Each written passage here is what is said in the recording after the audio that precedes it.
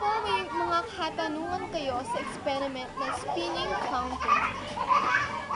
Narito po ako para ipaliwanag o bigyang kasagutan ng inyong katanungan. Ang kasagutan sa inyong katanungan kung bakit lumabas ang water doon sa straw habang in-spin natin yung stick na may straw, ito ay dahil sa loob ng straw may maliit na pressure, samantalang sa labas ng straw ay may malaking pressure. Kaya nung inikot natin or in-spin natin yung stick dun sa water, lumabas yung water dahil na rin sa force na ginagawa natin. Yun yung pag-ikot sa straw na may stick.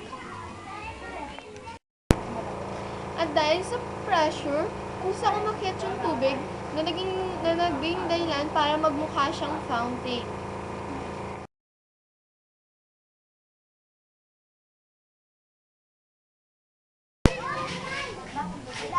Alam nyo ba na ang unang itlog na nilubog sa tubig na walang asin ay mas mataas ang density kaysa sa tubig na density?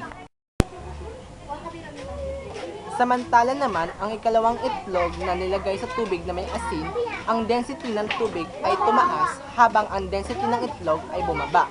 Dahil dito, mas mataas ang density ng tubig kaysa density ng itlog. Kaya, lumutang ang itlog. Yun lamang po. Ako po si Ariel Alvarado, muli nagpapasalamat sa inyo sa experiment na ito.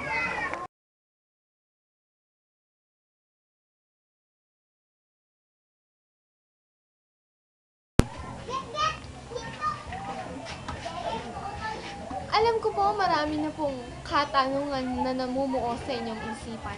Kaya narito po ang inyong Ate Clarissa para ipaliwanag o bigyang kasagutan ang mga katanungang iyan. Go! Ang chlorine o calcium hydrochloride ay isang compound chemical na combination ng calcium at hydrogen. Ang chlorine ay isang uri ng compound chemical na pinanlilinis sa swimming pool. Ito rin ay isang uri ng base or substance na nagre-react sa acid. Samantala, ang sodang ginamit natin ay isang phosphoric acid na may mataas na acid na ang ginawa natin, pinag-combine natin ang soda at ang chlorine na naging dahilan para mag-explode siya.